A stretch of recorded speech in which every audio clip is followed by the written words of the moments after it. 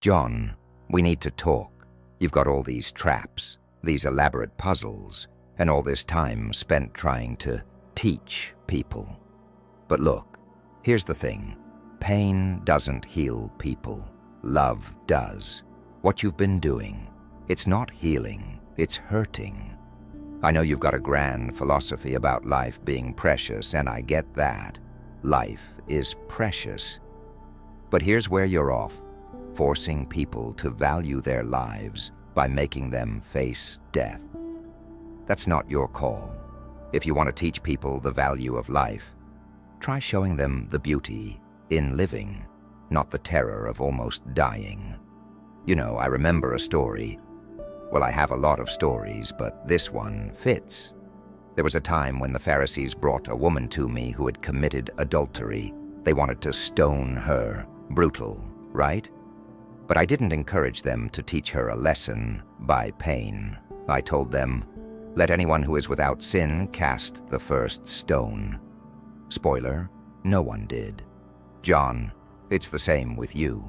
You think people deserve punishment for their sins, for their mistakes. But you're not without sin either, are you? Look, none of us are. That's why you've got to lead with compassion, not punishment. You could be helping these people heal from their pain, not adding more to it. Think of all the energy you've put into creating those traps, the time, the thought, the sheer creativity. You could be putting that into building something that uplifts people instead of breaking them down. People don't need a saw to get through their problems. They need someone to show them they don't have to carry all that pain alone. Take Amanda, for example. She was broken before she ever met you, John. You didn't fix her by putting her in a trap. You made her trauma worse. Sure, she lived, but she didn't heal. You see the difference? Living isn't the same as healing. People need to feel loved and understood to actually change. That's where real transformation happens. Now, I'm not saying you haven't had your own struggles. I get it. You've been hurt, betrayed, and diagnosed with an illness that knocked you down hard. But this is your moment to rise above it, not by dragging others down into the same pit, but by showing them there's another way out. Your traps, they teach people that they're trapped by their sins. But I'm here to tell you, and them, that there's always a way out. It's not through a key buried in someone's body or some insane contraption. It's through grace. And grace, John, is free. You don't need a puzzle for that. You want people to value life. Show them how beautiful it can be when we support one another, when we forgive, when we lift each other up instead of tearing each other down. People don't need a countdown to their own doom to start appreciating life. They need someone to help them see life, really see it, in all its richness and possibility. So here's my advice. Ditch the traps. Forget the complicated mechanisms and start using that brilliant mind of yours for something that heals. What if you used that creativity to help people rebuild their lives instead of scaring them into submission? What if you were known as the man who helped people find redemption, rather than the man who made them fear for their lives? John, you've got the power to change the way people see the world, but it's not through fear, it's through love. Remember, I didn't heal people by testing their survival skills. I healed them by showing them compassion, by forgiving them, by showing them their value, without them having to earn it through suffering. Think about it. You've got a gift, but you're using it wrong. Use it to heal, not to hurt. Trust me, the rewards are greater on this side of the fence, and in the end, it's a lot less bloody. John, people aren't puzzles. They're not something to solve.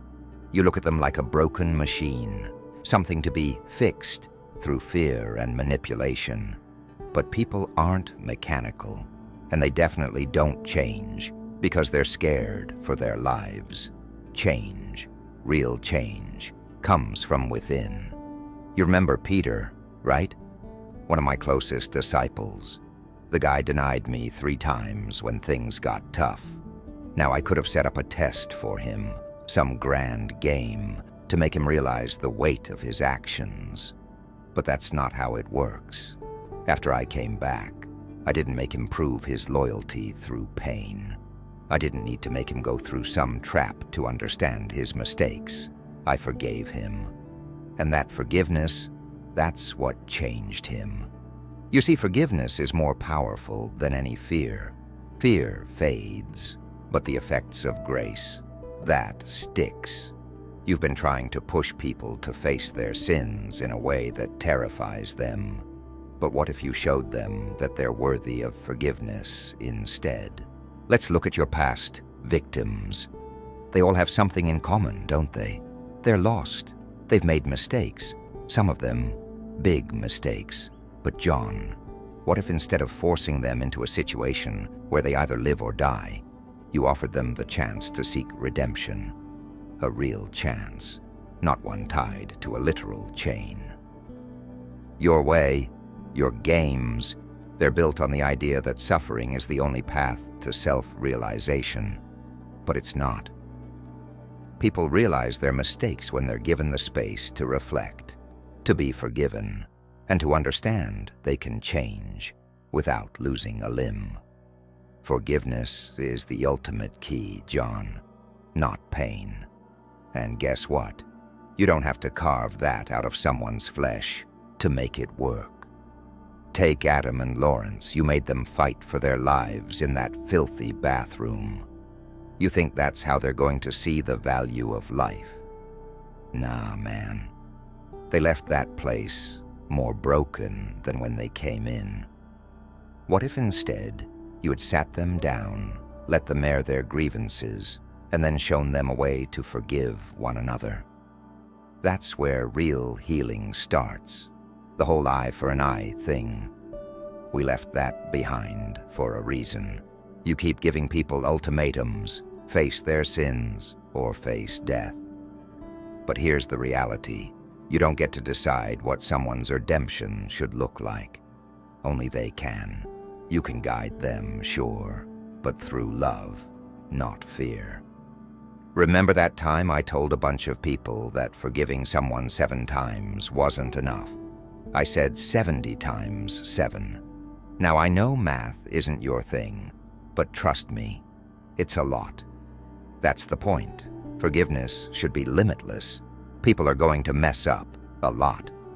But there's always room for them to turn around and make things right. And you, John, you could help them do that, just without all the blood and chains. So here's the deal.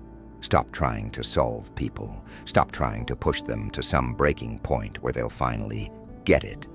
Give them space to grow, to realize they've messed up, and then forgive them.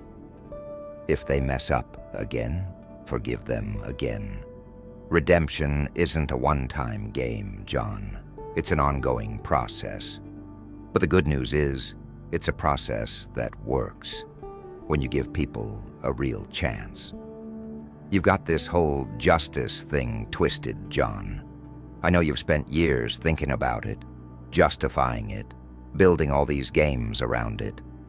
But let's be honest, your version of justice is just messy. You think you're offering people a chance to learn from their mistakes, but all you're doing is traumatizing them.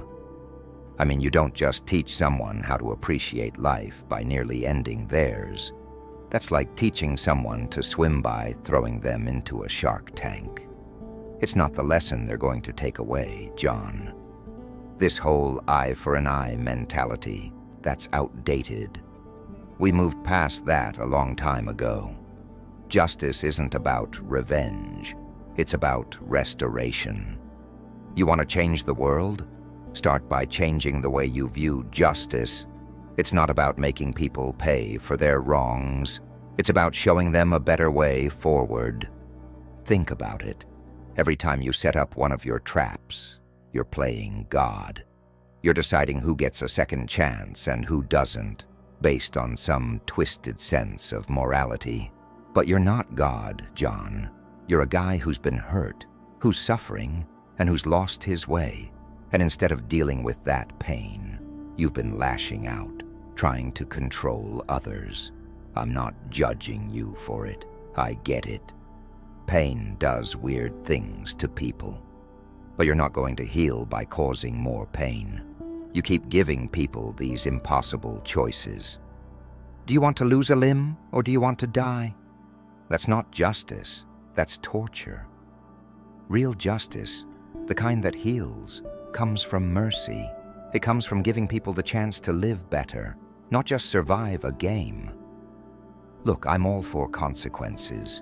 People need to face up to what they've done. But those consequences shouldn't leave them broken beyond repair. They should guide them toward redemption. You can be a part of that process, John, but only if you're willing to let go of this idea that pain is the only teacher. Remember, I said, turn the other cheek, not cut off someone's cheek to teach them a lesson.